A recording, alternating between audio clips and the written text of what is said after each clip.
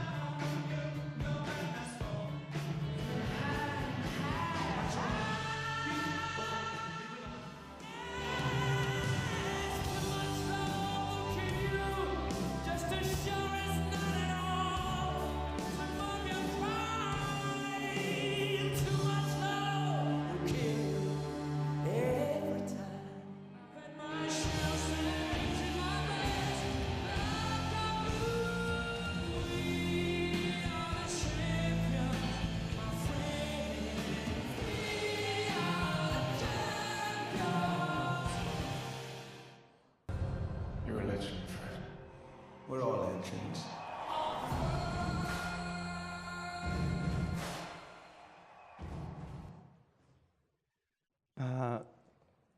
우리 어른들은 정신이 없죠.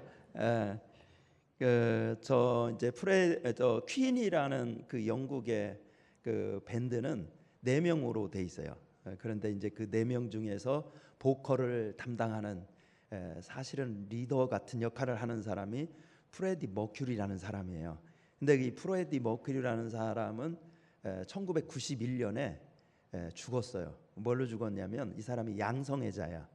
이게 결혼도 했었는데 나중에 자기 속에 이제 동성애적인 성향이 나와가지고 이제 그러다가서는 에이즈에 걸려서 1991년도에 죽었습니다. 그때가 46세로 이 세상을 떴는데요. 지금 프레디 머큐리가 이 세상을 떠난 지 27년이나 지났는데도 불구하고 지금 세대를 아우르면서 열광하는 이유는 무엇일까? 그게 다 궁금하다는 거예요. 왜냐하면 이 보헤미안 랩소디라는 영화가 세계적으로 지금 흥행은 그렇게 잘 안 된 영화래요. 한국에서만 유독 저렇게 광적으로 저 영화를 좋아하면서 아까 프레디 머큐리가 윈블리 구장에서 이 막 그 위에 이걸 뭐라 그래요? 그 난닝구, 옛날 말로 난닝구 이거 입고 청바지 하얀 거 그거 입었던 그 복장이 아주 유행해서 젊은이 사이에서는 그래서 그 청바지가 아주 그냥 불티나게 팔린답니다. 아주 그래서 그 장사하시는 분들은 크게 호황을 누릴 정도로 사람들이 이제 열광하고 있는데 이 퀸의 음악이 왜이록 유독 한국에서만 이렇게 열광을 하고 영화가 사람들이 신드롬을 일으킬 만큼 이렇게 되느냐, 이제 여러 가지 분석이 있더라고요. 근데 그 퀸의 음악은 원래 이제 그 영화 가운데서 대사에 그게 나와요. 이제 퀸이 처음 레코드판을 낼 때 너희들의 음악에 정의를 해봐라. 너희들의 음악, 니들이 하고 싶은 음악이 뭐냐? 그럴 때 그 프레드 머큐리가 그렇게 말하죠. 세상의 부적응자들을 위한 부적응자가 하는 노래. 우리의 정의는 그렇다. 그러니까 세상에 얼마나 우리 한국적인 상황이 그렇잖아요. 이 젊은이들 많은 꿈을 가지고 있지만 그 꿈을 마음껏 펼칠 수 없는 그런 사회의 언저리에서 괴로워하는 사람들에게 그 프레디 머큐리의 삶이 동화되는 거예요. 꼭 내 얘기 같다라고 할 만한 그 삶의 애환이 서려 있는 그 음악, 그리고 그 음악 속에서 우리에게 사랑을 얘기하고 우리는 결코 패배자가 아니라 우리는 챔피언이다. 이 세상에서 정말 거리를 정말 이렇게 뛰쳐나가면서 그 고난에 굴하지 않고 하루하루 살아가는 우리가 진정한 챔피언이다 라는 이런 삶을 위로하는 이 메시지가 우리 한국적인 상황과 맞물려서 저 영화를 저렇게 흥행하게 한다고 평가하는 많은 전문가들을 보았어요. 여러분들도 한번 이제 이번 연말이 가기 전에 저기 언제까지 상영할지는 모르겠는데요. 음악을 좋아하시는 분들은 영화관에 가셔가지고 저 보헤미안 랩소디, 그 보헤미안 랩소디는 퀸의 노래 중에서 가장 유명한 노래 중에 한 노래 제목이 보헤미안 랩소디인데요. 한번 여러분 그 영화를 봤으면 좋겠습니다.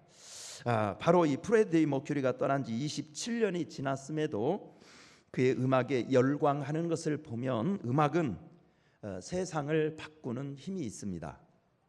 그런데 오늘 우리가 읽은 성경에는 2000년 동안 역사에 울려 퍼지면서 세상을 바꾼 그보다 더 위대한 노래가 나옵니다. 그것은 교회 역사에서 가장 위대한 찬송으로 꼽고 있는 바로 마리아의 찬송, 그래서 일명 마그니피카트라는 이 찬양입니다. 그래서 우리 인도에서 평생을 사역하였던 우리 감리교 출신의 위대한 인도 선교사가 있었는데요. 그 사람은 간디하고도 참 잘 통하고 친구를 맺었던 위대한 선교사인데 스탠리 존스라는 선교사가 있어요. 그 스탠리 존스라는 선교사는 이 마리아의 찬가, 이 찬송을 뭐라고 표현했냐면 바로 이 마그니피카트야말로 이 세상에서 세상을 정말 바꾸었던 가장 혁명적인 노래다라고 그는 정의를 내렸습니다. 과연 세상을 바꾸었던 이 마리아의 찬송은 무엇이었을지 오늘 본문을 통해서 몇 가지로 찾아보겠습니다. 먼저 마리아의 이 세상을 변화시킨 이 마리아의 찬송 노래는 바로 순종과 헌신의 노래였다는 겁니다. 뭐와 순종과 헌신의 노래. 46절에서부터 한번 쭉 내려가 보십시오. 내려가시면요 38절에서부터요 한번 좀 읽어주시겠습니까? 38절 한번 읽어주세요. 시작. 마리아가 이르되 주의 여종이오니 말씀대로 내게 이루어지이다 하매 천사가 떠나가니라. 그 다음에 또 조금 위로 와서 46절에서부터 48절까지 오늘 본문 한번 읽어보실까요? 시작. 마리아가 이르되 내 영혼이 주를 찬양하며 내 마음이 하나님 내 구주를 기뻐하였음은 그의 여종의 비천함을 돌보셨음이라. 보라 이제후로는 만세에 나를 복이 있다 일컬으리로다. 아멘. 우리 누가복음은요, 사복음서 중에서도 가장 사회적인 관심이 많은 복음서라고 알려지고 있어요. 그래서 신학자들이 보면 내 성경에 다 특징이 있지만 이런 사회적인 약자들에 대해서 여성, 고아와 가부 이런 사람들을 특별히 하나님이 사랑하시고 그들을 통해서 역사를 일으키는 이야기가 더 많이 누가복음에 기록되어 있기 때문에 누가의 이 사상이 바로 사회에 대한 그런 메시지가 가장 강력하게 많이 녹아있는 성경이다, 이렇게 신학자들은 얘기하고 있죠. 그래서 오늘 누가복음 1장에서 보면 이 누가복음은 무엇서부터 이 복음의 문을 여냐면 세례요한 아버지 엄마 얘기부터 합니다. 세례요한이라는 사람은 너무 잘 알아요. 예수의 오심을 길을 열었던 사람이 세례요한이죠. 근데 그 세례요한이라는 사람의 탄생은 인간적인 방법으로 탄생하는 게 아니었답니다. 세례요한의 아버지 사가랴, 그의 엄마 엘리사벳이 자녀를 낳지 못하는 불임 환자였어요. 불임 환자였는데 이 아버지 사가랴가 성소에 들어가서 제사를 집전할 때 천사를 만납니다. 천사가 그러는 거예요. 사가랴야, 하나님이 너의 기도를 들으셔서 너의 가정에 아들을 주신단다. 아들을 주시면 그 이름을 요한이라고 해라. 이렇게 합니다. 그러니까 사가랴가 아니 지금 내가 나이 늙도록 그렇게 노력했는데 애를 못 가졌는데 내 나이에 우리 아내 나이도 늙었는데 어떻게 애를 낳습니까? 라고 그 천사의 말에 의구심을 가지니까 천사가 그래요. 하나님이 기적으로 난다는 증표를 보여주기 위해서 너 자식이 아들이 날 때까지 말을 못하게 될 거다. 이래가지고 진짜 성소에 들어갔다 나왔는데 말을 못해요. 그리고 나왔는데 자기 아내가 진짜 자녀를 임신하게 된 거예요. 그리고 나서 6개월쯤 후에 이 엘리사벳의 친척이 있어요. 그 친척이 누구냐면 나사렛에 사는 바로 처녀 마리아가 친척입니다. 근데 그 친척이었던 마리아에게 또 천사가 나타나는 겁니다. 천사가 나타나가지고 요한, 세례 요한의 부모님에게 했던 예언과 비슷한 예언을 하는 거예요. 복받은 여자야, 하나님이 너를 쓰신대. 어떤 걸로 쓰시느냐? 너를 통해서 이 세상을 구원할 메시아를 잉태하게 될 것이다. 너 잠시 후에 잉태하게 될 거야. 이러니까 오늘 38절 앞에서도 그러잖아요. 마리아가 깜짝 놀라죠. 그게 무슨 말입니까? 처녀가 애를 낳는다는 말은 있을 수가 없는 일입니다. 나는 남자를 가까이 한 사람이 아니에요. 근데 어떻게 그런 일이 생길 수 있나요? 그러니까 천사가 바로 이 마리아한테 얘기하죠. 하나님은 대저 능치 못함이 없으시느니라. 하나님의 능력으로 잉태된다면 세상의 자연 법칙도 뛰어넘어서 자녀를 잉태하는 역사가 있게 될 것이다. 이렇게 말을 합니다. 그러니까 오늘 여러분 읽었던 38절에서 마리아가 얘기하죠. 마리아가 이르되 주의 여종이오니 말씀하신 대로 내게 뭐하리라? 이루어지이다. 근데 이 말은 굉장히 위대한 말이에요. 왜냐하면 하나님의 이 계획을 마리아가 받아들임으로 인해서 마리아에게는 엄청난 위험 부담이 옵니다. 우선 이스라엘의 유대 율법에 의하면, 구약 성경의 율법에 의하면 처녀가 결혼을 하지 아니하고 임신을 하면 부정한 거라고 생각해서 돌로 쳐 죽였어요. 그러니까 이 여인이 마리아가 하나님의 이 계획을 받아들인다는 것은 죽을 수도 있다는 거예요. 생명을 내놓는 순종과 헌신이 거기에 내재되어 있다는 겁니다. 뿐만 아니라 자기와 정혼했던 요셉은 어떻게 볼까요? 그 사람의 의심과 그 사람으로부터 파혼당할 수도 있는 위험이 있는 겁니다. 이런 여러 가지 위험에도 불구하고 마리아는 하나님의 계획이시라면, 하나님이 인류를 구원하실 위대한 계획이시라면 나는 하나님 앞에 순종하고 이 비천한 여종을 하나님이 쓰시겠다면 하나님의 역사를 이루는 도구로 나를 드리겠습니다. 이렇게 결심한 것이 마리아의 그 고백이에요. 바로 마리아의 찬송의 핵심은 뭐냐? 하나님은 위대하신 하나님이어서 지금도 얼마든지 기적과 세상을 변화시킬 수 있는 능력을 베푸시는 하나님이십니다. 근데 하나님의 그 변화시키는 역사는 어떤 곳에서 역사하시느냐? 바로 마리아처럼 자기 자신을 하나님 앞에 거룩한 제물로 헌신하고 순종하는 이 놀라운 신앙의 고백이 있는 곳에 하나님께서 바로 처녀의 몸을 통하여 아기 예수를 탄생하게 했던 인류 구원의 역사와 같은 놀라운 하나님의 기적을 일으켜 주신다는 것입니다. 자, 그래서 우리가 이 성탄절에 정말 나의 삶이 변화되고 싶어, 내 가정이 변화되고 싶어, 이 사회가 변화되고 싶고 주님의 몸된 교회가 온전히 변화됐으면 좋겠어, 이런 꿈을 가지고 있는 분이라면 우리도 마리아처럼 하나님 앞에 순종의 노래를 부르시기를 바랍니다. 하나님, 저는 하나님의 종이에요. 내가 내 인생의 주인이라고 얘기하지 않겠어요. 주님이 내 인생의 주인이 되십시오. 그리고 주님의 말씀에 나는 순종할 거예요. 그리고 주님의 살아계심을 영광을 위하여 나는 나의 삶을 헌신할 거예요. 이렇게 하나님 앞에 순종과 헌신의 노래를 부를 수 있다면 우리 하나님은 지금도 우리들을 붙들어서 위대하게 써주실 줄 믿습니다.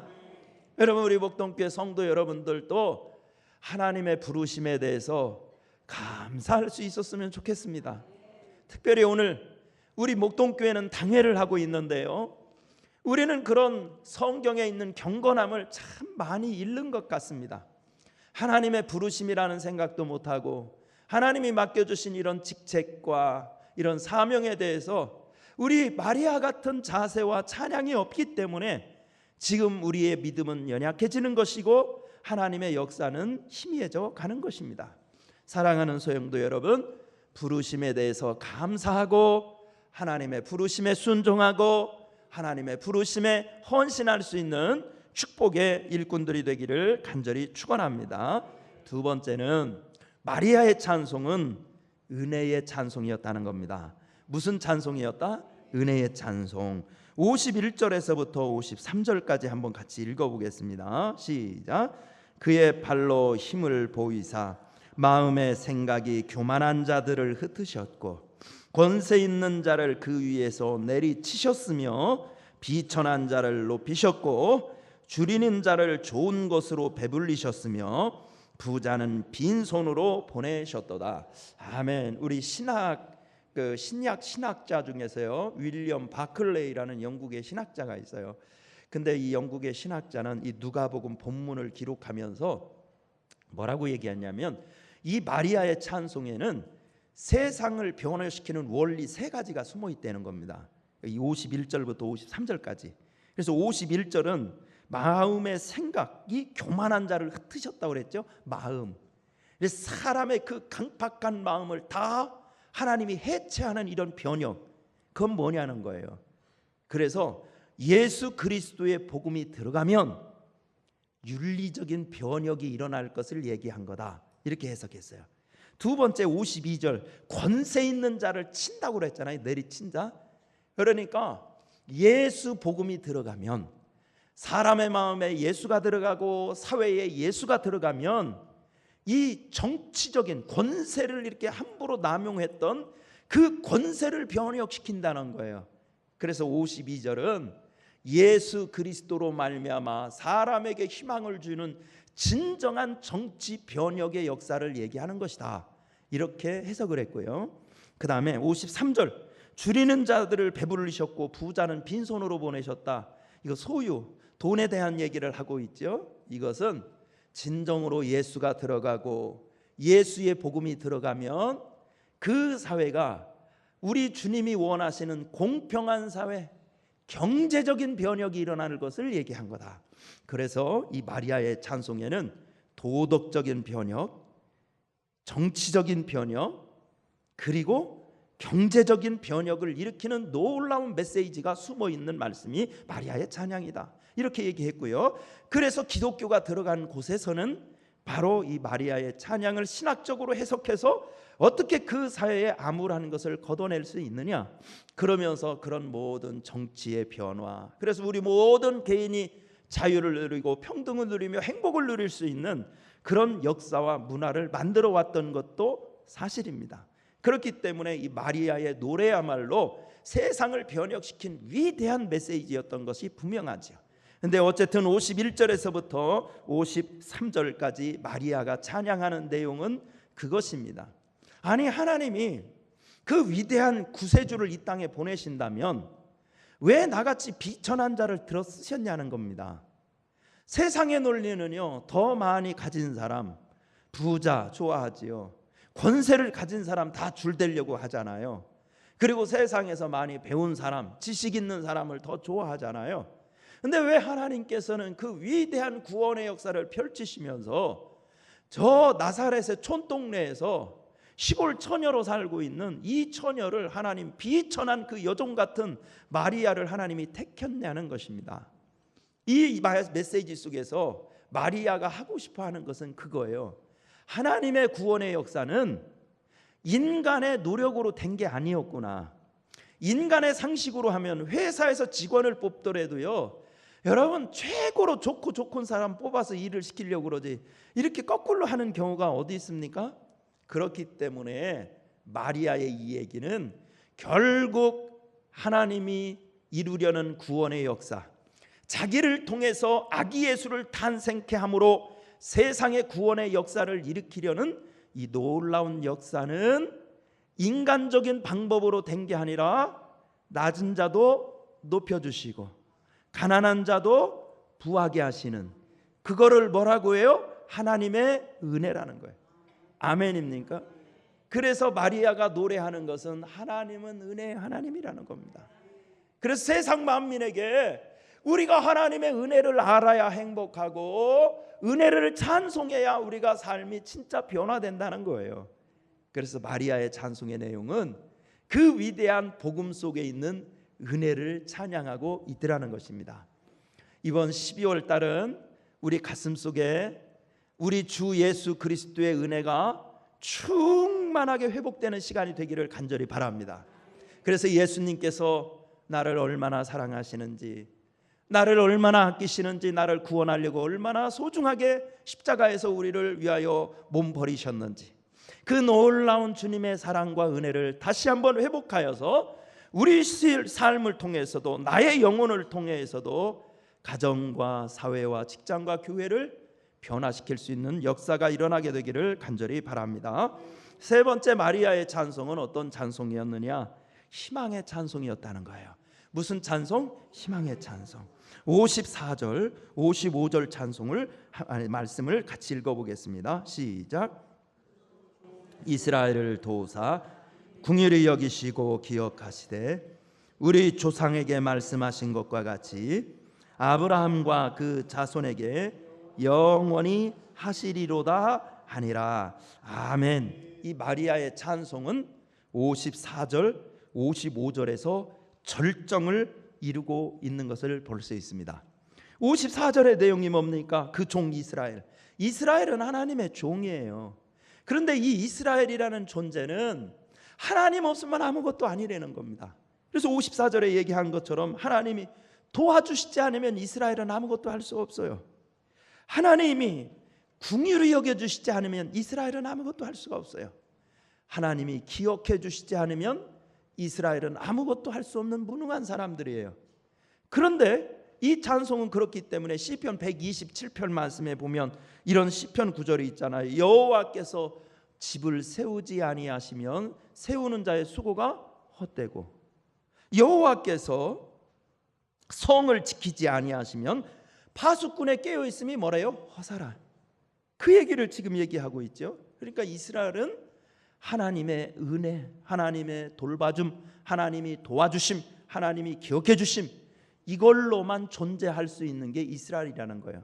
그러면서 55절로 넘어가서 말하냐면 우리 조상에게 말씀하신 것과 같이, 그러니까 아브라함에게 그 하나님이 돌봐주신 거, 하나님이 도와주신 거, 하나님이 기억해 주신 거, 이 모든 조상에게 했던 그 역사들, 아브라함에게도 하셨고 이삭에게 하셨고 야곱에게 하셨고 요셉에게 하셨고 구약의 많은 백성들에게 이 하나님의 도움의 손을 펼쳐 주셨던 것처럼 55절 그 자손에게 영원히 하시리로다.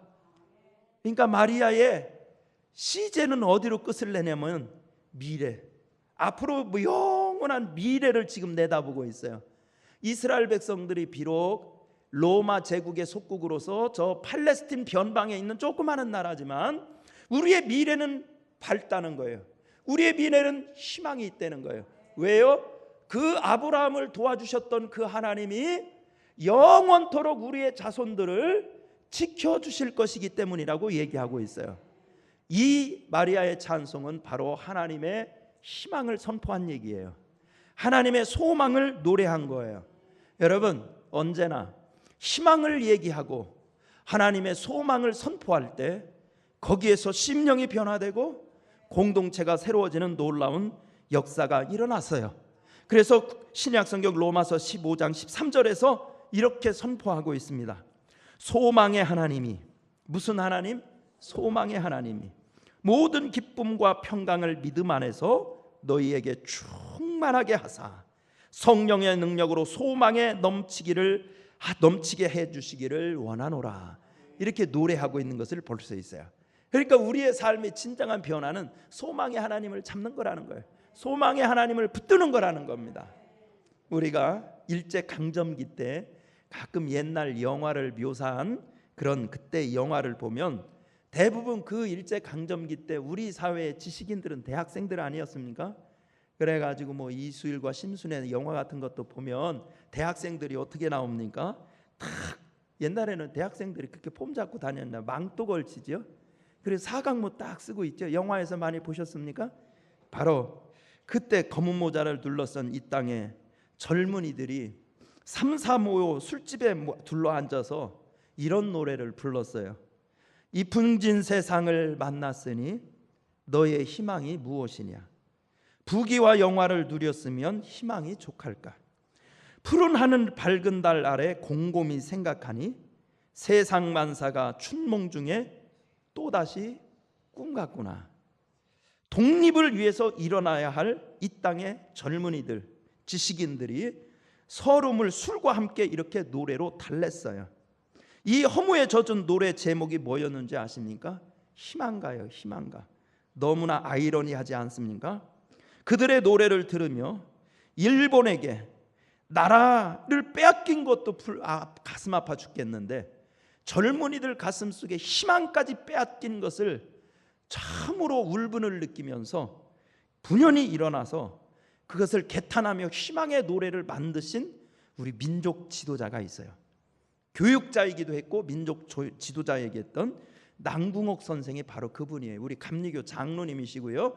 우리 기도원이 홍천에 있지만 우리 기도원에서 얼마 멀지 않은 곳에 바로 한서 남궁옥 선생이 홍천 자기 고향에 내려가서 교회를 섬기면서 무궁화 보급 운동을 했던 그 자리가 바로 홍천에 있어요. 그러면서 이분은 교회를 통해서 마을마다 교회 입구마다 무궁화를 심으면서 민족 정신을 일깨우면서 청년들이 부를 수 있는 저렇게 퇴폐적이고 절망적인 노래가 아니라 희망을 노래할 수 있는 노래를 그가 만들었어요. 바로 우리 찬송가에 실려 있어요. 삼천리 반도 금수강산, 하나님 주신 동산. 삼천리 반도 금수강산, 하나님 주신 동산. 이 동산에 할 일 많아 사방의 일꾼을 부르네. 곧 이날에 일 가려고 누구나 대답을 할까? 일하러 가세. 일하러 가. 삼천리 강산 위에 하나님 명령 받았으니 방도 강산에 일하러 가세. 이게 남궁옥 선생님이 1907년에 만들었던 노래고요. 이 노래는 교회를 통해서 배고프되기 시작하면서 이 민족의 가슴에 희망을 얘기하기 시작했어요. 하나님이 함께 하시면 독립이 온다는 희망의 불씨를 퍼뜨리기 시작했습니다. 그래서 일본은 거기에 위기를 느끼고 결국은 1937년에 이 노래는 금지곡으로 못 부르게 했어요. 그 정도로 큰 희망의 역사를 일으키고 세상을 변혁시켰던 것입니다. 우리가 믿음을 갖는다는 것은 바로 이런 것입니다. 마리아처럼 미래를 바라보면서 절망만 말할 것이 아니라 하나님이 함께 하시고 도와주시면 얼마든지 우리의 미래는 영영토록 변화가 일어나고 영광이 드러날 거라고 노래해야 한다는 겁니다. 여러분, 이 강림절에 우리 목동교회 모든 성도들은 마리아처럼 희망을 노래하는 성도들이 되시기를 바랍니다. 그래서 여러분들의 심령의 변화, 가정의 변화, 이 사회의 변화가 온전하게 일어날 수 있기를 간절히 축원합니다. 기도하겠습니다. 은혜로우신 하나님 감사합니다. 날씨가 엄청나게 추워졌습니다. 하나님 아버지, 이 아침 시간에 우리 모든 주의 성도들을 붙잡아 주시어서 하나님, 우리도 마리아처럼 하나님 만나게 하시고 마리아처럼 세상을 변화시키는 노래와 찬송을 외치며 나갈 수 있게 하여 주시어서 우리가 주님의 부흥의 일꾼들, 주님의 생명의 일꾼들로 쓰임받을 수 있게 도와주옵소서. 예수님의 이름으로 기도드리옵나이다.